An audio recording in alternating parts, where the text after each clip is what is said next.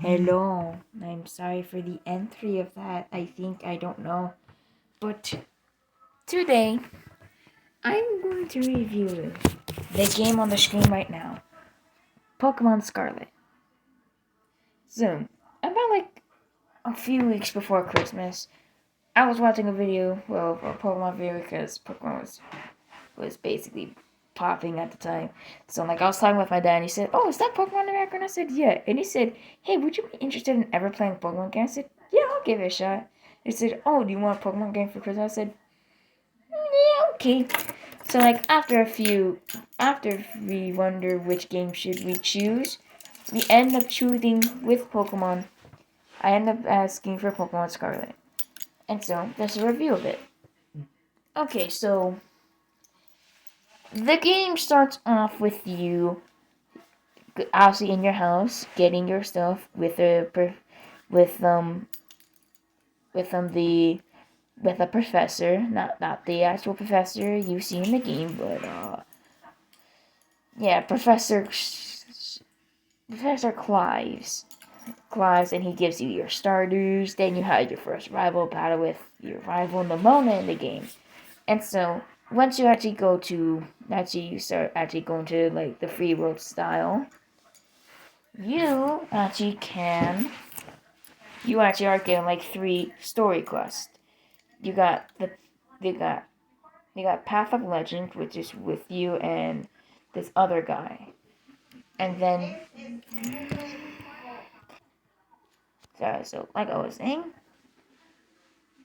oh yeah, I forgot about the box legendary. How could I forget?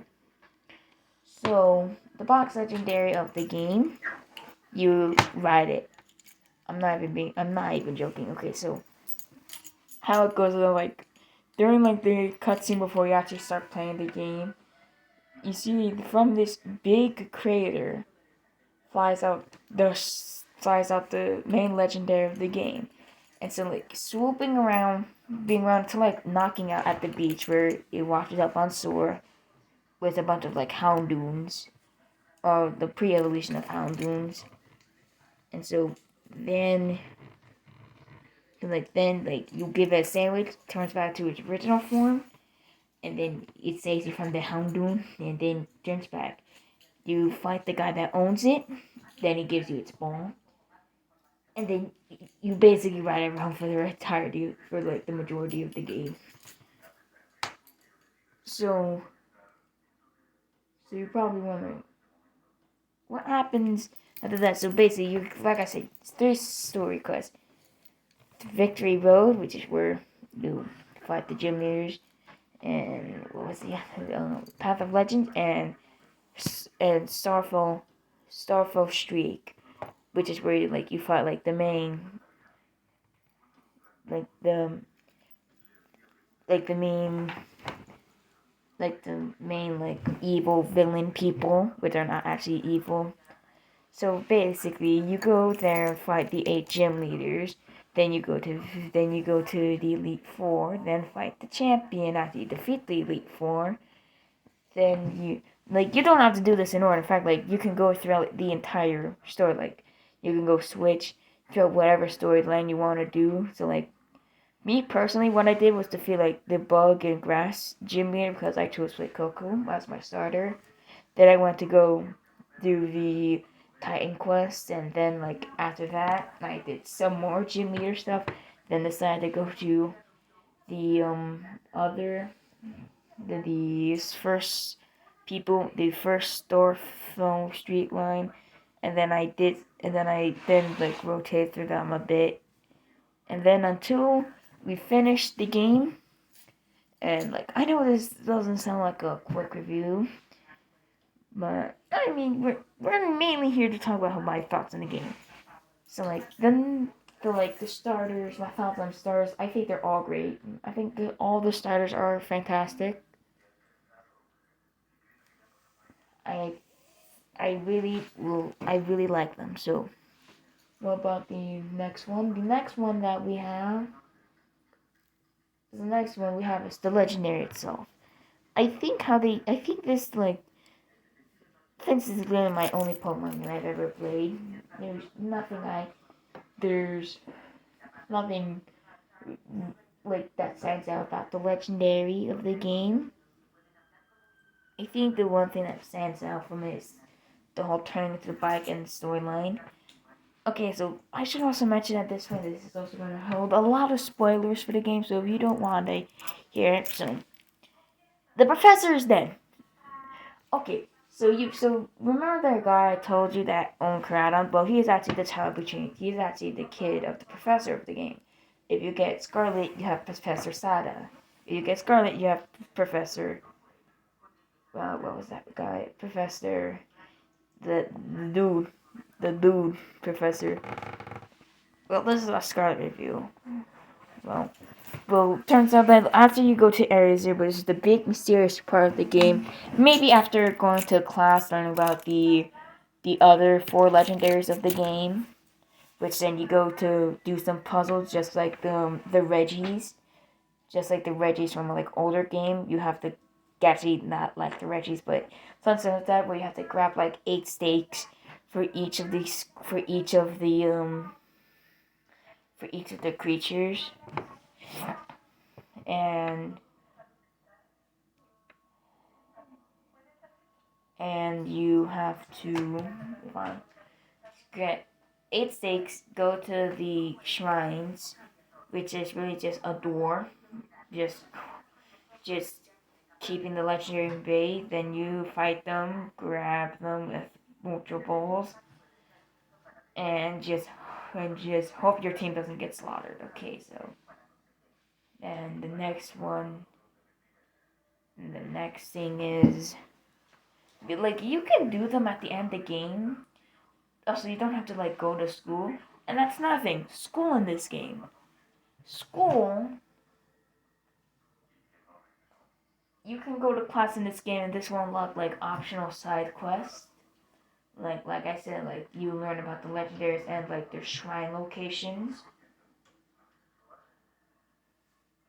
So like you know where the shrines are.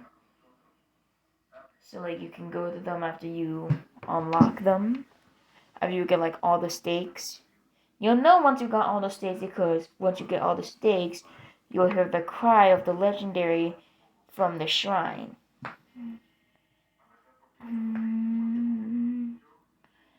So, right, back to Area Zero. So Area Zero is basically the main mystery of the game. Like 2,000 years ago, people were sent to Area Zero, like they never were able to get there.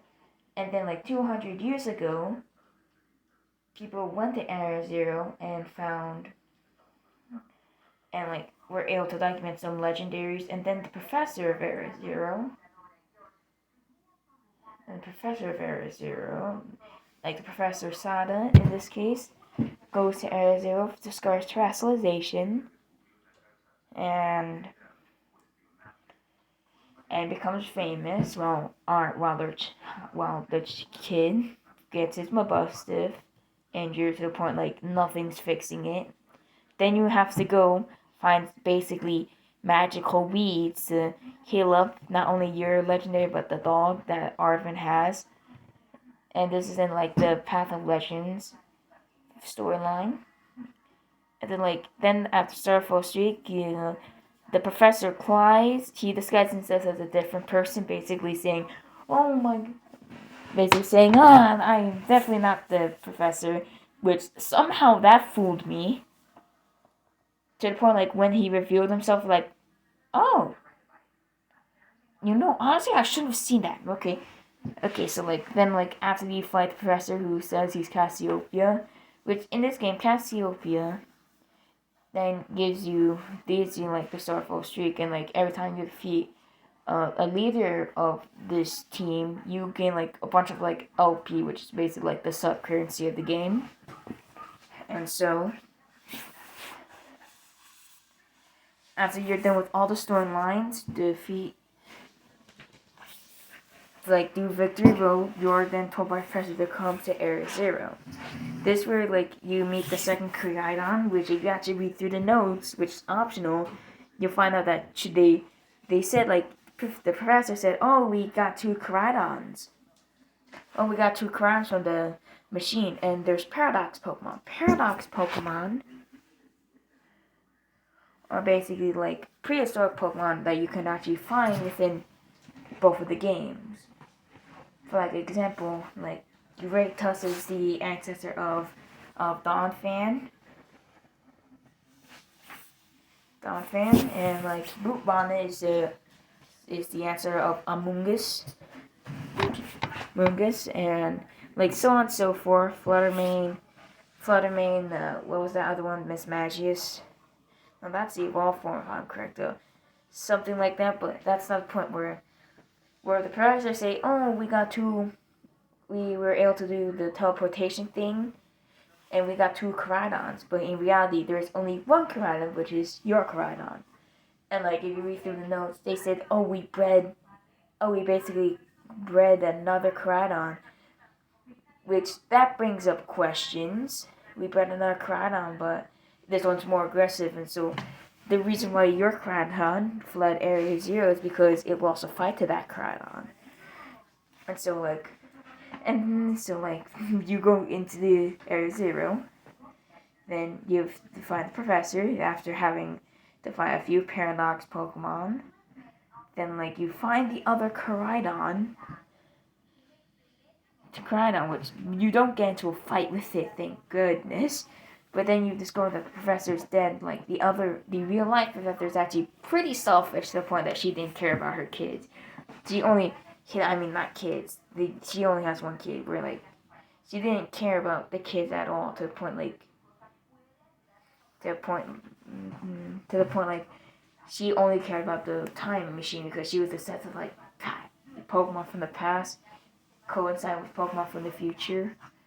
Which this is their only goal to the point like the AI they made, like the entire professor you were actually talking to was actually only an AI, which is way better. Like the AI states like, I don't see why the original professor thinks this is a great idea. This is a horrible idea. Having like Pokemon from the past coincide with Pokemon from the present, that will destroy the entire ecosystem. Then there's internal code that basically overrides the AI system. So like when you try to turn off the machine, they warn you in fact saying like, you know like even though you have to turn off the machine to stop the Paradox Pokemon from coming, my system will be overridden for me to fight you. So I'm gonna need you to really defeat me. And so I think you really can because of your journey and what I've heard from you and what you've told me. I think you can defeat me. And then like there was 2 protocols. Basically, the first protocol is basically overriding for the AI professor's system to the point that like she cannot control herself. In fact, it's basically more like the idea of the original professor to the point that they grab literally like master balls and throw them into like the time machine that grabs Paradox Pokemon. Then like you have to fight the professor with the Paradox Pokemon she gathered, and so on and so forth. You defeat the professor the first time, then another system basically goes like, oh, you don't have any more Pokemon. It's time to activate the Paradise Patrol, where basically they grab the other Koraidon, and then like all of the Pokemon that are not registered as Stardust is literally locked, which means you can't use the other Pokemon, but Koraidon is still open, and so you do. And with the power of the magical wheat sandwiches that you fed it during the Path of Legends side quest, turns into its original state and basically beats it. And then the professor realizes, oh my god, I can't stay here, or else like I have like the only way to turn off the machine is if I go into the past. So she does. Arvin, her daughter, his son, says, "Oh my god, this sucks." It's like, so like then you go hang out for a bit. Then like the after Swift quest is like the original champion basically saying, "Hey, like why don't we fight the gym leaders again, and then fight the teachers at the school, then fight Arvin again, like." Like, I haven't really defended that much of the game, but I'm gonna replay it. I'm currently replaying it because my dad got the game, and like I knew like we wouldn't be able to fight because I would be overpowered. So so this is a horrible review of the game, like so sidetracked. So I'm sorry. I'm gonna say like the game's like a 9 out of 10. I'm not a 10 out of 10 because it occasionally crashes.